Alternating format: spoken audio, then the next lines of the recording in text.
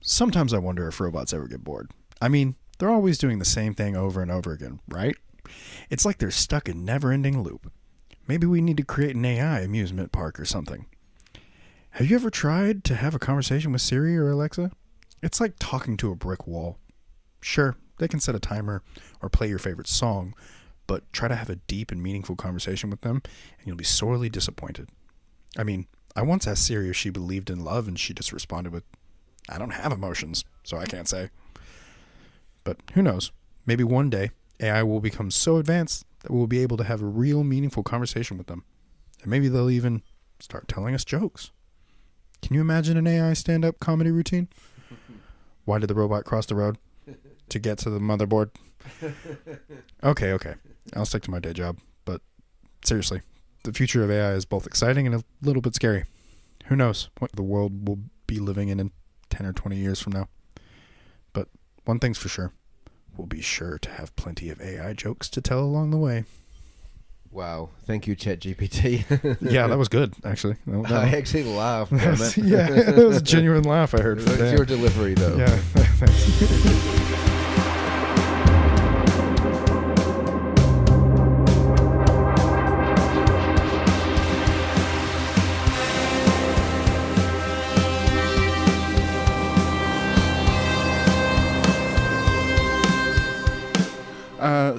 My name is Dr. Poragamato Tahua O'Leary. Tahua to my friends. Yeah, and I've just finished a 1-year stint in the Natural, Artificial and Organizational Intelligence Laboratory at Auckland University. Central Artificial Intelligence investigators. Kind of. So yeah, the Institute is dedicated to research in artificial intelligence with a particular goal of building things that have social impact. What is AI, Tahua? AI at the moment is actually a series of high precision, massive data processing algorithms. And an algorithm is just essentially a bunch of code. Yeah. Which encapsulates a mechanism for achieving a computation. So it's just really good at math. Yeah. It's really good at math and logic. Yeah.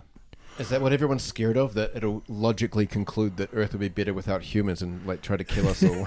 I think the humans have concluded that. Yeah, I think that's what people are afraid of, and I think the fear is misdirected. There are other things to be worried about, much more realistic things. Yeah. The world's scary without, AI. Like, what's the most it's doing for us right now? Like, what would be the biggest thing? At the moment, the biggest thing that AI, I would say, does is play roles that we used to have expert systems for. Yeah. So automating data processing. Yeah. For example, MRI imaging diagnostics, the large language model, ChatGPT type bots. Woo! Shout out to ChatGPT. Thank you. Yeah. Devices for manipulating a well-defined environment, so essentially robotics. Right. Yeah. So currently what AI is really good at is automating and doing large amounts of what you would describe as relatively dumb tasks. Yeah. That keep the world rotating. Yeah. So keep capitalism rotating. It takes the grunt work out of a lot of processes. But in concert with these kinds of algorithms and these kinds of artificial intelligences, quotation marks, people are trying to work on something else called artificial general intelligence. Okay. And that's much more like the science fiction idea of HAL 2000 or a robot that can be your friend, or that's what I want. Yeah. Or something that has an opinion of its own and can manage a complex field of problems, not just one specific domain. Yeah. Hence the word general. Okay. And that's kind of what we think of. That's what nerds and dorks think of when they think of AI. That's what they think of. Yeah. And we're actually still quite a long way away from that. Oh, I'm not surprised. Like, I've been keeping up to date on Boston Dynamics, like pretty much since they started coming around. And like the robotics that they have, are nowhere near what we're talking about. They're good, but they're nowhere near like a full functional robotic friend. Yeah. And that's just the actual like body of it. So I can't even imagine where we're at with AI. Yeah, no. So one of the purposes of the place where I was working were the Natural Organizational and Artificial Intelligence Institute was to try and work Don't you have out... an acronym for that? No. NOE. Noe. Noe? NOE. No, okay. Was to look into what kinds of builds, what kinds of research might advance AGI. Okay. And so I worked on that for a year.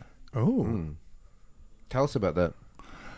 So I had 3 main projects.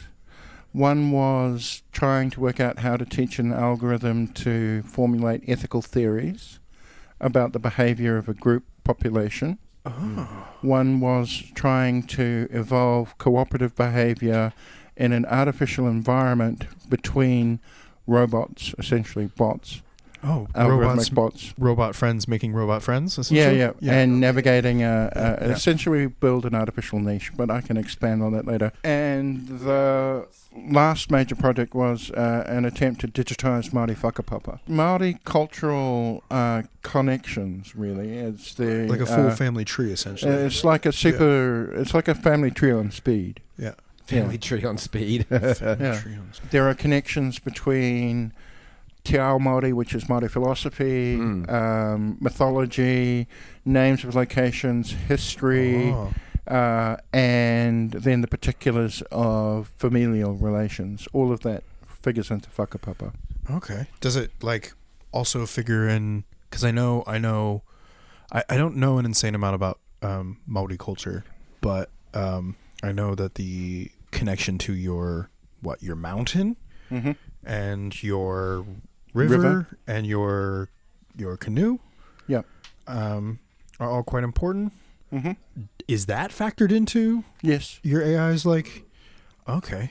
So the goal of the project was in 2 stages. One was to get a database built. Yeah. A database with different modes, media modes of representation of both Te Ao Māori stories and history and familial relations. So like a database for a family tree, but also at the same time a database for different stories and traditions and explanations of what makes the local environment significant. That's cool. And then the second part of the project, the AI part of it, was that if we managed to build the database, then we then automate its curation. Okay. So we get an AI. So, I mean, not to be too blue sky about it, our goal was to build an artificial kaumatua. A what? An artificial kaumatua, an elder. Oh, an elder. Ooh. An artificial elder god. Did you give it a name? No, because we didn't get that far. I got one. Maui. Maui. He's Just chill. give Maui all the power? Nobody calls their kids Maui anymore because it's like this name of the Maori demigod. Yeah. Right, but you had the third part as well, right? So the third part would be that the AI gets trained to track the interests of a user, and then tailor-make navigation through the database for that user's particular interests. So this is the part that makes it like a kaumatua. It becomes a kind of artificial automated advisor. Oh, right. So you would I go want to that. the AI with questions about and it would find anything. About anything, and it would start looking for the answers for you in the database. And if we built it the right way, it could start actually anticipating what your subsequent interests might be. Have you seen the movie Her? No, I haven't. It's quite like that. Well, Everyone that's kind gets of a personalized AI. Then the problem is they all end up falling in love with them. Yes. It's too good, and you're like, oh my god, you're just like, know me and treat me so well. That's always been like, that's kind of been more of my interest in an AI, to be honest, is like an eternal companion. Right. Whoa. Like So- not necessarily like a romantic love, but like Deep connection. a deep connection with something that can be like, you know, hey Carl, and like it just like Hello, Devin. yeah, that's kind of how I imagine Carl's voice sounded. How like. was your day today? Yeah, pretty good. I just wanted to ask you real quick. Do you know, and then like going off on something and him just being able to like, because that's what I feel like a lot of people think of when they think of AI is the So the that was media. the goal of from the lab's point of view, building what I call an amanuensis. Oh, I like that word. A companion, a permanent companion, who helps you curate the whole of your life through media. That was the ultimate goal of the build, and the artificial Kaumatua was just one permutation on it. So we saw the possibility of building something that could help you use online free educational resources to train yourself in anything you're interested in, with the AI being automated to track down not only what's available for you to learn, but to work out by interacting with you what you might actually be interested in learning that you don't know about yet. Whoa. And your nutritional needs and how well you're meeting those. Everything.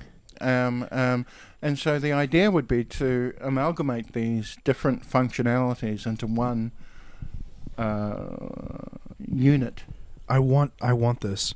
Yeah, no. Yeah. This is essentially what I want. Like my image, like my fantasy of it is like borderline an implant.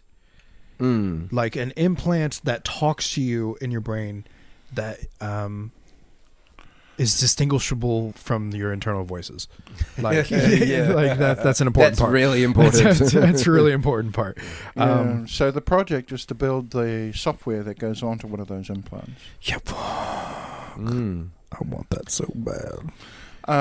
So at the moment, what we've got is something that can track use. But what it is a very simple statistical analysis of what's going on with things being turned on and off, what's being said, the frequency of what's being said, associations between what's being used, and all of that sort of information. It makes for fun toys, but it doesn't make for an amanuensis. Yeah. And an amanuensis is something that could help you make decisions in an informed and better way. Yeah. And for it to be able to do that, we have to work out a way of getting it to reason itself. Oh, right. So we have to build a successful general artificial intelligence. I mean, one strategy, one of the strategies I was employed to work on is to decompose your end goal into achievable parts. And then try to work out after you've built those parts how to cobble them together. okay. That's one approach, and it's one I think is probably going to be a really good one to adopt. But there's some fundamental research about reasoning in particular that we haven't done and we don't have realizations of. One way of putting it is causal reasoning is a kind of storytelling. Yeah. And AI are not very good at common sense storytelling at the moment. They're very, very bad at it, in fact. Do they not have... Oh, so yeah, well, because they wouldn't have... Like They don't have idiosyncratic. common sense. Well, essentially. the main reason, in my opinion, that this is the case is that what we take to be common sense is a complex amalgam of evolved prior theories about the way the world works. Yeah. That's they So don't have a background. That's they don't basically have what I a was gonna say. background theory, Yeah, and we get born with these background theories. Yeah. We have a basic model of physics built into our proprioceptive system, into our ability to move and learn how to move. We have a basic theory of mind and motivation built into our language acquisition module. Yeah. And we also have a series of what Chomsky calls deep grammars for rapid language acquisition. And that's just to name a few of the kinds of things that have been evolved to prime a human intelligence so that it can get dumped into an environment and then learn how to live in that environment. Yeah, and the AI just doesn't have that capability. Doesn't have It's that a baby. capability yet. It's just been born. Yeah. But a baby that's just been born has actually a huge number of skills. Yeah. I heard the other day that if a baby is in a womb and you show it 3 circles 2 circles at the bottom, 1 circle at the top, it won't follow it. But if you put 2 circles at the top and 1 circle at the bottom, it'll follow that shape. You know why? Because it looks like a face. Because it looks like a face, yeah. 2 eyes and a mouth. Because they have the pre-programming of the face. Yeah. Well, I mean, like, that's kind of the goal, and I think that's is to recreate some semblance of a human brain. And we have to understand a lot more about the human brain before we can fully do that. Yes. So one of the reasons general AI research has languished is, first off, algorithms are sexy and fun. Yeah, they are. And you can succeed in building them. You heard it here first, folks. Algorithms are sexy and fun. And two, probing the inner works of the human mind is a potentially intractable problem.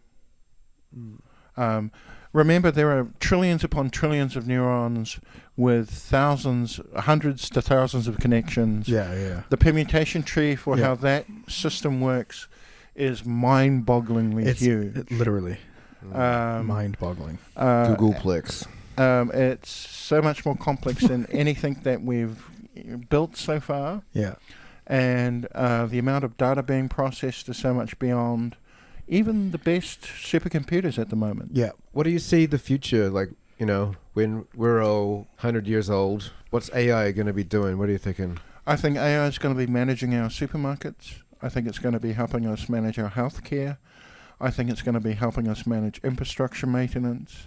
I think it's going to be helping us manage our social life. And in a much more nuanced way than your Facebook or your Google. Yeah. Right. How's it going to help you manage your social life? I think that one of the functionalities of the amanuensis I was talking about earlier is keeping track of important connections between you and other people. I think that we will... So it's like, you should be friends with that guy. Yeah. You should be Stop being friends with Jack. Like, he's a dick. I'm telling you, you and Jack aren't going to get along. You should be friends with that guy. A simplified version of that, I think, is possible within the next 100 years easily. Right. Kill Jack. Yeah. So what I'm imagining is a series of not general artificial intelligences, but of very clever algorithms that are designed to make simple stories work in trying to analyze and understand a pattern of behavior, and then providing informational interventions into that pattern of behavior. So, for example, the first project I was working on, teaching AI ethics, part of the project was to train an AI to recognize and characterize and categorize behavior, and then analyze that behavior for frequency, proximity, all sorts of characteristics. Now, that particular technology could actually be redeployed into a work site to do safety management. It would, not only use current or contemporary safety procedures, but it would analyze the behavior of people on the environment and correlate their behavior to being accident prone or not, or increasing risk. Individually, like it would do it individually for the group and then for the individuals in the group. So it would do both. It would track both how an individual behaves, but then also how their behavior alters when they're working with others. That's so transferable, because you could put that in something like in my environment, like in a kitchen. Yeah. And you could replace that particular requirement of a head chef being able to figure out who fits best in what role.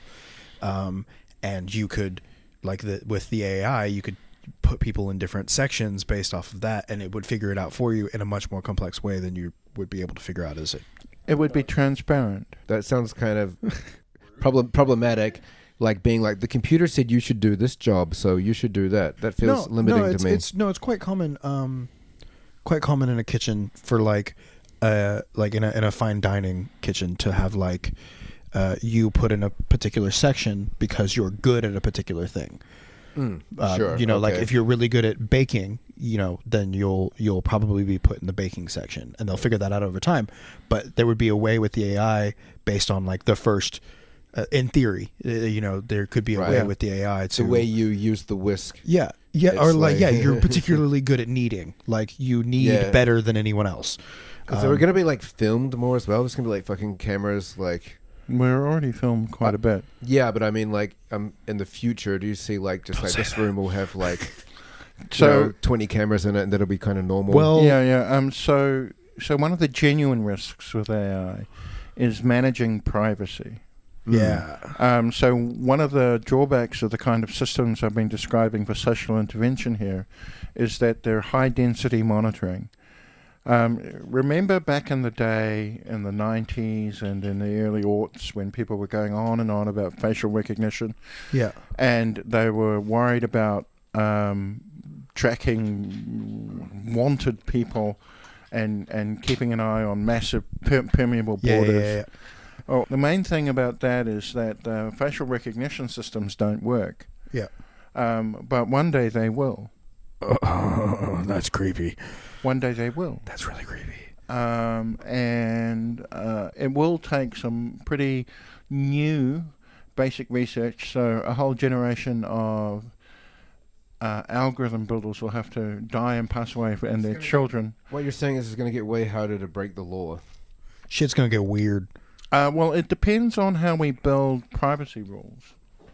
Right. Yeah. Reading dystopian sci-fi is actually surprisingly useful in this area. Yeah, because my brain instantly went to some guy wearing a mask, with like a hoodie on, walking down the street because he doesn't want to be identified. Yeah. You know, not doing anything, just like, and that makes me think of a dystopian future. Hey, So- I love asking people this question. You know, you said dystopian sci-fi, Yeah. but is there actually any utopian sci-fi? Yes. Really? Absolutely. Okay. All the ones I know is always like the future is really bleak. You should read The now is pretty I.M. Banks' The Culture series. Okay. There are about 9 books in it. It's oddly enough relevant to this discussion because Mm-hmm. the culture is run by super machine intelligences. Ooh, relevant. And people build their lives around the interventions of these machine intelligences who are deeply moral, and they've gotten past ownership and paucity, Greed and lust and Yeah. Oh, great. he imagines a culture that he calls the culture, where these issues are solved, and then what they do with their time, now that they're basically in a kind of nirvana, is have a lot of fun and a lot of sex, yeah. and Brave new world. try to help out people who are still in times of paucity or asymmetric distribution or still warring. So it's genuinely a utopic view of the human future. Yeah. What is the conflict then? It's the humans, right? The only within the culture itself, there is no conflict. But Well, in the book, yeah. series, in the series. In the book series, Because there's got to be a conflict. Yeah. the conflicts that Or it's are just like a beautiful poem. Yeah, yeah. Yeah. so the sky was conflicts pink. the conflicts arise between people who have different ethical points of view Okay. from the culture, but similar technological levels. But don't the Or- robots be like, no, just trust us? Yes, they are, but they have limits on how much they can intervene because they're ethical. Right. They Yeah. want humans to have free choice, and they should. Like, there's some questions that They just it wanna- is yeah. like subjective. There's not an objective right answer. I.M. Banks postulates that there is in fact the possibility of an objective answer, but it's so complex as to be beyond human comprehension. Amazing. But the other source of conflict is actually pre-culture level So technology. this is where AI should be going. That's why you said it relates to this podcast. Yeah. Yeah. I mean, this is why I like the work I was doing this past year. The goal is to build algorithms that have positive social impact. So the Whakapapa project is inherently positive in that a lot of Māori knowledge base is dying, literally dying, Yeah. and not being replaced. And It's not recorded. and if they can Yeah. record it and curate it in a culturally sensitive way, then that's a really positive thing that they can do and use. And then the derivative from that, the amanuensis, the kind of curator for your own life, Oh, God. Oh, I'm sorry. that has a really positive social impact. And then When that happens, I just have to say real quick, because it's come up a few times and I've wanted to say it a few times. When the amanuensis happens, and we have like, in theory, a little chip in our head that's like the ultimate assistant. I'm going to name mine Emmanuel. That's a good name. Emmanuel the amanuensis. Yeah. Anyway, yeah. Continue. The cluster of things that I gestured at about how AI will help us with infrastructure, help us with navigating our social lives, help us with managing high-risk environments, they're all positive social impact versions of AI. Yeah. And there are negative options that people can take up. Right. So You're allowed to indulge. Oh, well, so You like video games? Check this out. It's immersive VR. VR, yeah. the more realistic negative option is those people who want to run high quality, high resolution, totalitarian cultural control.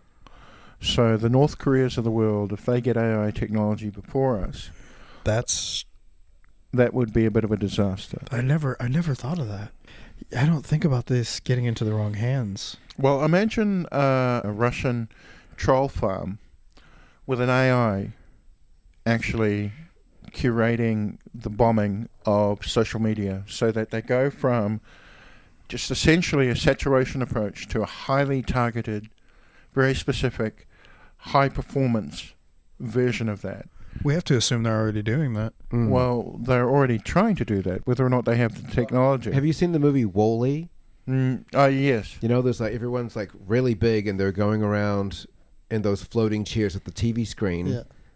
Like, isn't AI just enabling that as a choice, like you said? Well, That's another good example of an AI. Yeah, I guess it's gone wrong. It can do that, and so that's why we need to devote time to thinking about what kinds of AI we want now. Yeah. Before we build them. This needs to be a thing. This needs to be a focus. It needs to be an area of direct research. Yeah. Where people are... so people have been raising the alarm bells about the potential for AI causing social harm. But it's not the kind of scary Terminator... Hell 2000 kind of harm. Yeah. It's actually much more pragmatic, day-to-day, ordinary kind of harm. Like WALL-E. Like WALL-E, you saw in WALL-E. Well, like today, like you check your screen time and it's like, you're averaging like 4 hours a day. Like, I don't look at my screen time. Yeah. And it's I know for some people, it's like 8 hours a day already. Of course, the assumption you're making there is that screen time is bad. Yes. Yeah. I think it's... because I think that most people are spending time on, these most popular apps such as Instagram, Facebook, TikTok, whatever, which I don't inherently think are very good to spend multiple hours on every day. Don't you think it's bad? I don't know, but I do know that we need to research the ways in which it is good or bad. Yeah, I think we can't cast judgment on And it. we also... Right, don't be an absolutist. Yeah, it's not, yeah, there's good it's not parts good. and bad parts of it. And we also need to look at what kinds of interventions would take these new social structures and turn them to the good rather than leave them to the bad. So what is potentially bad about the current screen timing of people, and I get this myself using them, is you get addicted to looking at faces because we're an animal that's evolved to look at faces. And what these clickbait sites do is they provide you with lots and lots and lots of faces to look at with absolutely no curation about what those faces are up to. And that's because at the moment our social media world is in the hands of large corporations and essentially a Wild West mentality. Why do you say Wild West? Because it's unstructured. It doesn't have any laws or rules or systems of moderation. It's the frontier. They're just all grabbing the new land and staking it out. And they're strip mining it. Right. They're strip mining human attention. Let's see how long we can make people stay scrolling on their phones for. Yeah. Shit, man. Well, I got fucking 22 hours a day. Jesus. So one of the things that algorithms of the kind that I'm interested in building could help us do is monitor the content loadout of these sites. So it's not just that AI could be used to monitor our behavior. We can use it to monitor the behavior of our social media, of our media outputs. Of what it's giving and us. That would actually allow us to have the choice of saying, okay, we don't want content of this type, and we don't want content of that type, and if you keep on putting out that content, we can fine you for it because we have the proof. So one of the futures I envisage is a kind of one in which we do social experimentation, where we say, okay, we're going to try this law for a year, and we're going to watch the results. And if we don't like the results, we're going to get rid of that law, and we're going to try another one instead. Right. Yeah. Now, without an algorithm for processing real-time data about real-time behavior of an actual whole population, you can't answer the question, what's the consequence of this law? What about this concept? Like, I like what you're saying, that idea about trying out different things. What about the idea of AI conducting instant democracy, where everyone's got the chip in their brain, and it says, look, we're thinking about this new law. What do you think? Yes or no? And then the population votes. Like a poll. Like a large, and it's like, well, really large 89% of the population say they think that's a good idea. They just changed the legislation like that. Ripped in there, and everyone's informed of it. So one of the sci-fi books... I like where this is going.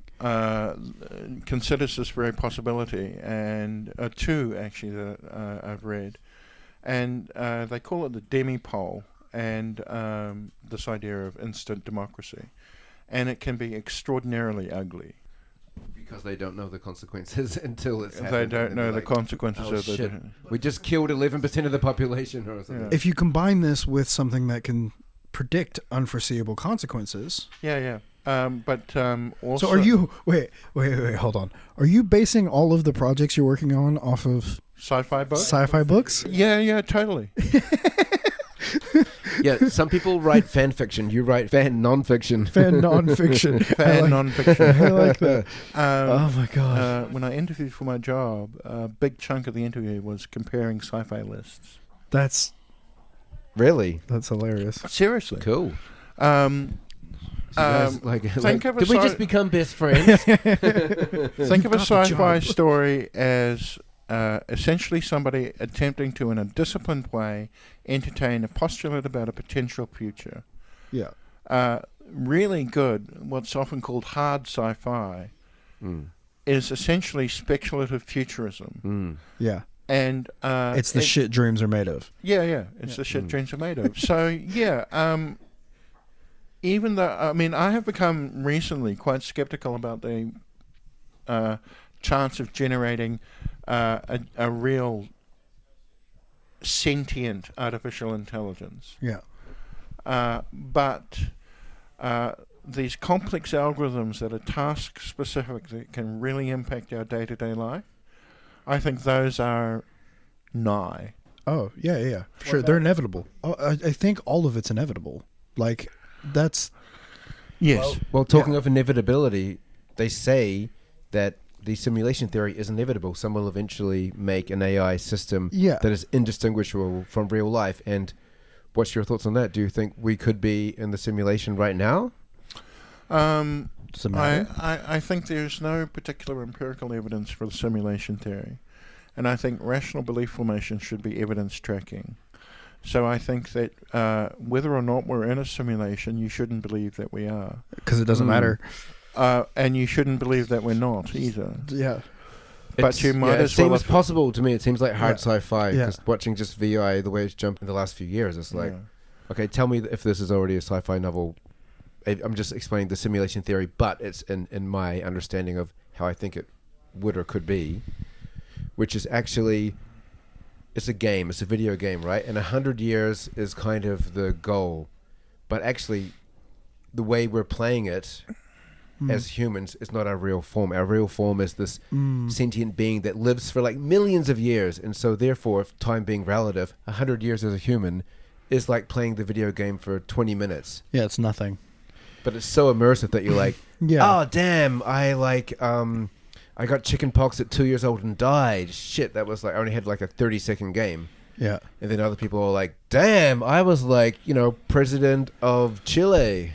Yeah, there's only 15 people. Do you want the philosophical reply about the ethics of that and the metaphysics of that? Or I think that's literally why we're here. Okay, so the short answer, this subject has been written about in sci-fi, but philosophically, if you don't retain awareness of your whole nature, then in effect what you've done is create a being separate from yourself that's living a life that is not like yours at all. Yeah. And by creating these beings, you create objects that deserve moral regard, and you've put them into a world that, by your lights, is, to put it bluntly, shit.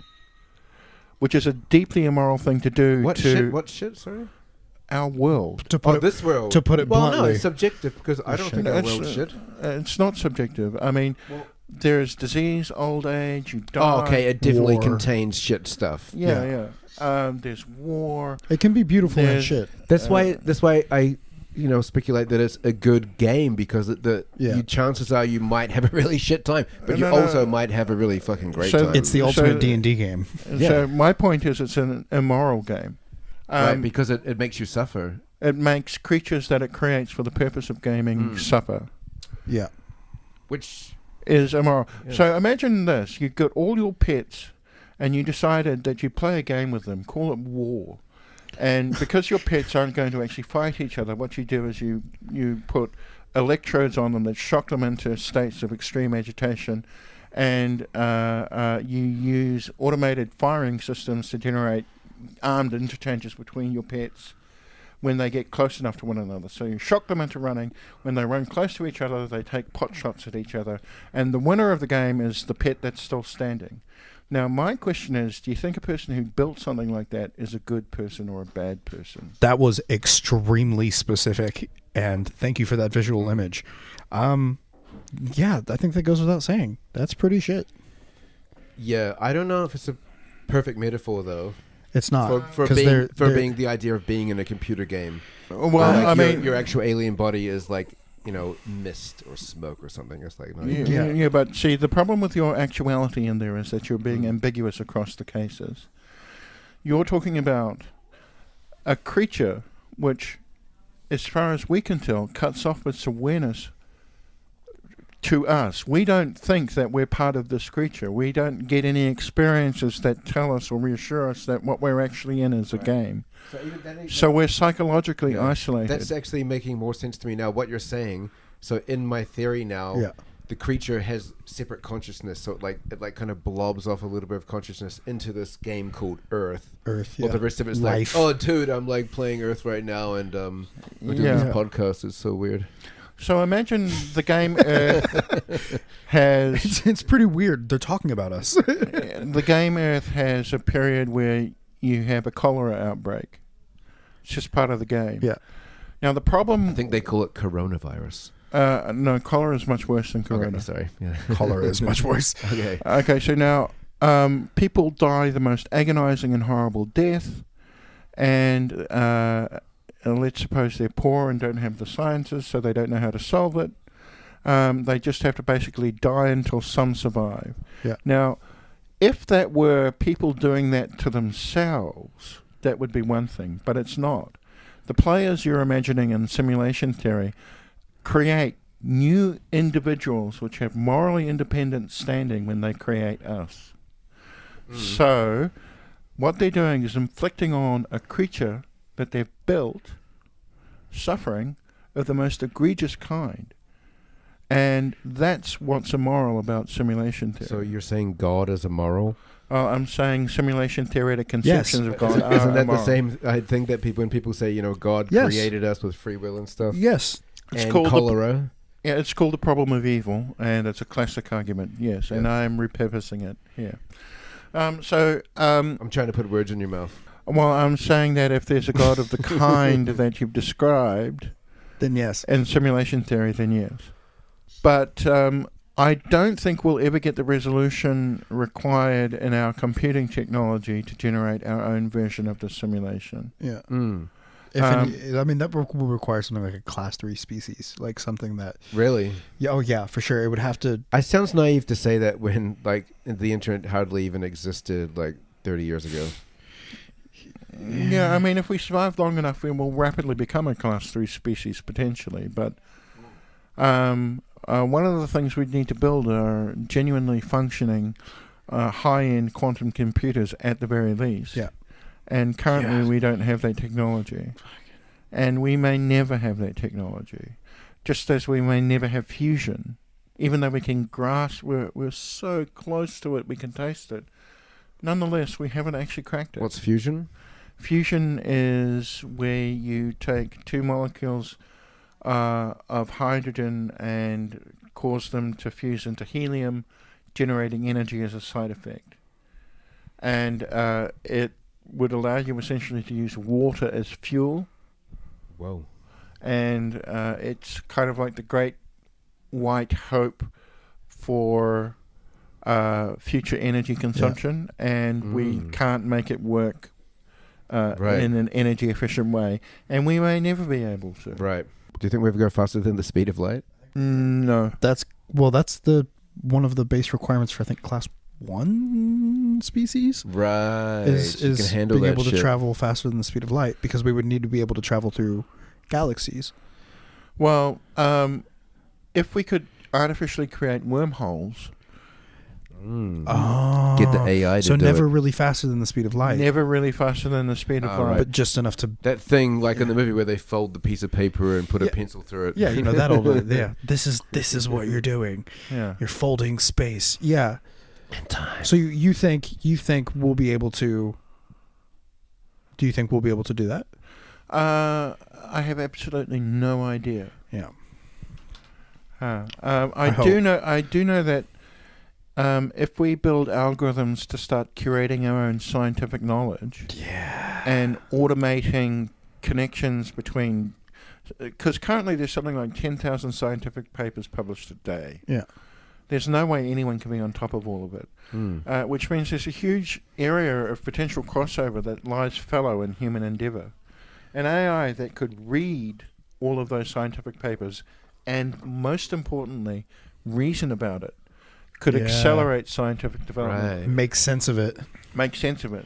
and like just doing all of that automatically without like. And putting it into a sci-fi novel. And putting it into a sci-fi novel, and then giving it to I people get like it. Tahua to like read and come up with something crazy about to like continue the cycle. We just circled back, yeah. Yeah. So I think we can have hopeful attitudes towards artificial intelligence, or we can have pessimistic attitudes towards it. Well, I have pessimistic attitudes towards real intelligence besides artificial ones. So. Ooh, human burn. Okay, Tahua, let's take a minute here and just be like, imagine this thing. What's his name again? Emmanuel Emmanuel the Amanuensis. Emmanuel the Amanuensis is working right now, and he's going to give you advice personally. Yeah. What's he going to say to you? He's going to tell me shower every day, eat good food, start brushing your teeth, stop trying to find a girlfriend, and spend less money on prostitutes. That's good advice. Right. Generally good advice. Yeah. And it would enforce you that by repeating it? No, it would just tell me that if Okay. I asked it to tell me that. Right. Okay. It's like consensual advice giving. Yeah, it would be. It would only really work. You would only get buy-in from a user if the user. It's all based on user prompts. So if it turned up one day in my email box saying, "Look, I have some advice for you, by the way," and then gives me that list, I mean, why would I pay attention? Yeah. In fact, I'd begin to resent it and be annoyed by it. But if it instead gave me the advice when I said, look, my life's a bit of a shambles at the moment, at least in some ways, what could I do to make it better?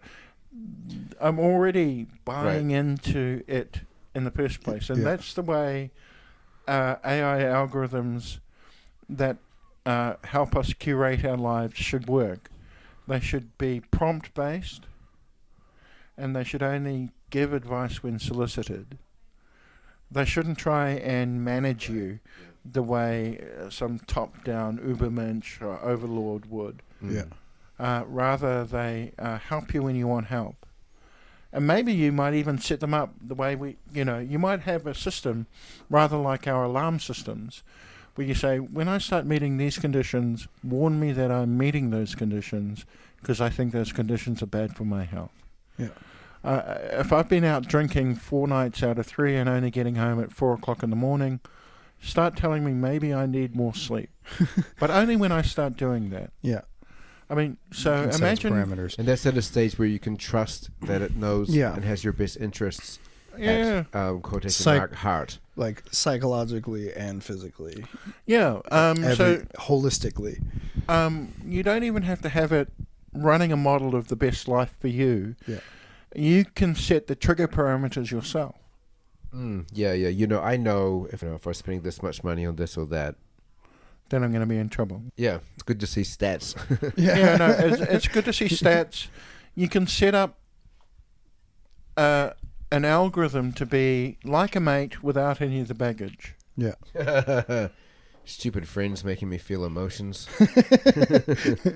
I want mindless robots. Yeah. It just makes me happy. I mean, this is something we discussed off mic. Like I was very much, at the beginning of this, I was very much like, how can this realistically help somebody who is perpetually lonely and disorganized? Like a real friend. Like a I have an answer for that. A non-romantic friend, like just not her, but like as close to as possible. So the amanuensis that I'm imagining is simple, relatively simple. That name. But if we could build an AI that satisfied Project 1 that I talked about, the ethics project, one that could actually start reasoning about good and bad behavior, then it could have actual reasoned conversations with you about your state of being. It could deploy norms, especially hopefully norms you yourself would deploy. Yeah. And it could be the kind of thing that you could confide in, confess to, get advice from. Trust it completely. Well, because it has no ulterior motives. Yeah. So long as it's not built by a corporation. Right, because corporations have the bottom line, making money is... It has to be... It's your private therapist, really. It would be like a private therapist, except that it would probably... You'd be less inclined to lie to it than you are to your therapist. Hey, I don't lie to my therapist. I do. You shouldn't. I know. What if your therapist listens to this? He's going to be like, he's fucking lying. I knew it. Oh, God, I really hope she doesn't listen to this. You know what? Talking about what you're saying about when you first get this Emmanuel and you're like, this is what I want to fix in my life, these areas, That was what happened when I had my current therapist. He walked in and he's like, what do you want to get out of this? And then it wasn't until a few months later he was like, hey, well, you know what? You kind of fixed a lot of the things already, feeling sad or whatever. In these, since you started coming to these therapy sessions, and I was like, oh yeah, I guess I can stop paying you now. Because you got like counselors, you got therapists, you got psychologists, psychiatrists, psychotherapists, you got all these different kinds. Is there some things that AI could replace, like for the like a life counselor? Yes, no, there are, and they will eventually, I believe. I think so too. But I also think that there's one thing they can't do, which is be a live body in front of you, a face. True, but I've been with my therapist for almost 2 years now, and I've only ever had video calls with her. Oh, right. Oh no, I couldn't do that. It's actually kind of nice. It gives me I'm in my safe space. I like. Oh, okay. I come like I had a. Yeah, that's too much. Well, I mean, no, I get it. Yeah. But I need to be with someone.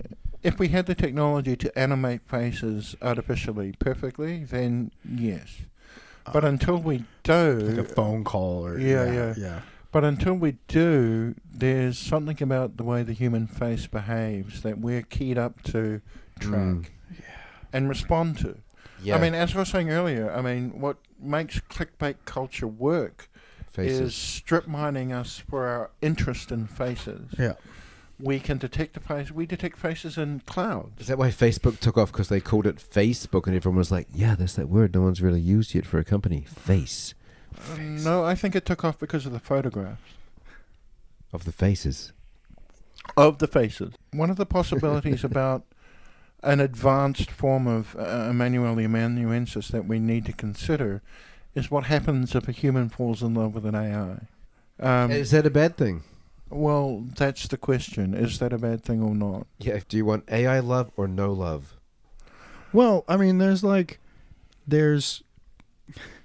polyamory, so that could just be one of your partners. Oh God. Yeah. No, of course. So I've got time booked with Emmanuel tonight. Yeah. I'm hanging So, out with Emmanuel. Sorry. Here's the essential philosophical problem about it. With an AI of this kind that's sub-sentient, it's not a sentient being in its own right. Yeah. Attributing emotional responses to it that you respond to emotionally yourself is essentially anthropomorphizing an algorithm. It's like anthropomorphizing a robot with a happy face painted on the front of it. But if it makes you fall in love with it, does it matter? Well, that's the question. Does it matter? One way it might matter is that love relationships require the capacity to respond in kind. And the AI may not have that capacity. Yeah. And if it doesn't have that capacity, then what you've got is something that might be potentially worrying. A whole bunch of people addicting themselves to bots in a way that can't really be fruitful or deeply satisfying. But I think maybe it depends on your love languages. Like if one of your love languages is touch, you're probably not going to get that from an AI for a few years. Well, this is also like reflected in some social sciences around long distance relationships. Yeah.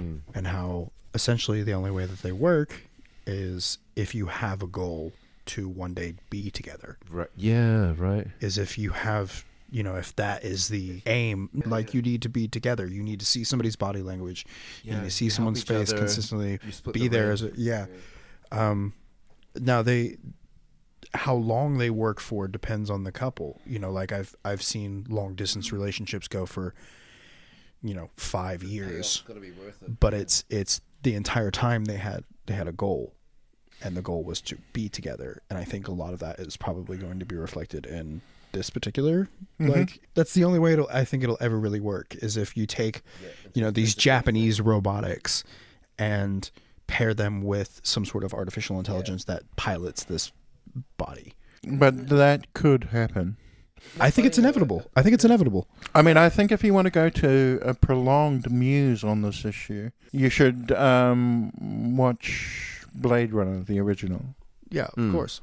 So the central question there is, can a robot be loved? Or can a robot love? Well, the answer to that is in the story, yes. The neat thing about Blade Runner is we get two versions of this. We get the Blade Runner's love of his target. Yeah. And we get the guy with the skin disease, who's a technician for Tyrell Corporation. Yeah. And his love for the sex doll. Right. Oh, yeah. And it's been a while since I've seen the original. And they contrast in that one looks more pathological than the other. So there's a spectrum. A spectrum. I think, like with many things, we're not actually going to get a very simple answer to the question, is it all right to fall in love with your AI, even if it's driving a robot? Is that required? I think we're going to actually end up having to generate... To be honest, ultimately, I think if we actually build sufficiently complex AI, the creatures we will be consulting to answer these questions will be other AI. Weird. Yeah, I want to hear an AI podcast where they're just about AI. That's actually just about something really human. Yeah. This is circling back a bit, but what do y'all think would be the first job to go? What would be the next surprising job to go? Yeah. Social worker. Right, because you've got Emmanuel. Just so you know, there's currently a project that's been put on hold that was being run by the New Zealand government using big data algorithm analysis to distribute interventions for child abuse based on making inferences about markers, about 126 of them, for predicting the likelihood of subsequent child abuse occurring. Now, here's the thing. People got it right about 10% of the time. Mm-hmm. The algorithm got it right 60% of the time. Oh, no. Nobody wants the algorithm to take over the job. Oh, no, but it makes sense. Right. Shit. But it's Nobody better. Because nobody wants it. It got put down because, if I understand correctly, it was too hot a political potato for anyone to touch. No. But that technology is built. It's Minority Report. Yes, it's a Minority Report, but well understood. Now, Well, that would replace social workers with enforcement officers.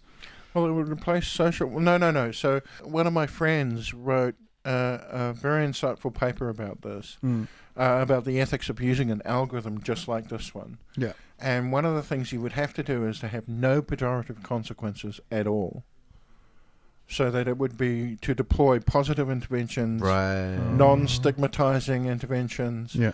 The same colleague had some interchanges with an American group that were running out this technology themselves. Yeah. And he also wrote about, and this is the example I want to talk about, the Texas police force, who are using predictive algorithms to run enforcement patterns. Oh, God. And the main problem with their algorithm is that it's based on data that the police gather. And the police gather biased data. Yeah. And so the algorithm entrenches biased behavior. Oh, right. Yeah. I And knew where this was going. And It's this touching. is one of the major problems with algorithms that manage big data for us. Yeah. You should pull over brown people. You should pull over brown people. Why? Because we think brown people are bad. Why? Because we tend to find brown people are doing bad things. Higher likelihood of arrest. High likelihood of error. Why is that? Well, turns out it's because we just don't like brown people that Yeah. much. Yeah. Oh, my God. So we check on them more. Fucking Texas. Oh, God, Texas. Yeah, no, so this is one of the Come real on, dangers man. with algorithms. Perverted databases. Yeah. Databases that contain our own prejudices. Yeah. But we can actually, one of the reasons why you don't use an algorithm to generate punitive consequences is simply because of that fact about the database. You could use the existing database for the Texas police force Yeah. and make sure that they didn't do any punitive interventions with it, and you would actually generate better results. Oh. Or at least, I should qualify that, you might be able to generate better results. More favorable, yeah. Yeah. So instead of sending a cop on an arrest bust, you start doing community policing, and you use the algorithm to guide your community policing effort. How about you don't spend it on a cop? Ah. Why don't you send someone else other than a cop? Would you rather be arrested by a cop or a robot? Well, this is what I'm saying. Like, A it'll robot. change. It'll change. Oh yeah, because it'll only. It's impartial when you're like, yeah. It won't kill you. It's Like, part of the its ID coding. is correct. You may go. Yeah. But I mean, notice that the robot is only as good as its coding. If you've watched the movie Elysium, Yeah. the Right, yeah. enforcement Oh, yeah, yeah. arm of a dictatorial overlord group is an artificial army of Yeah. robotic Yeah. AI-driven enforcement officers. Trolls put into like actual Boston Dynamics Yeah. robots. Yeah. The troll army Controller. becomes real. Gobos. It's always going to depend on how we build the algorithm and how we test it. Yeah.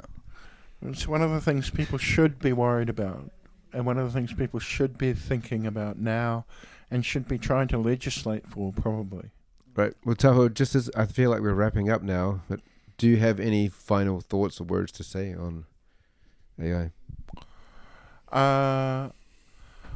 To be honest, I think AI is going to play a huge role in our future.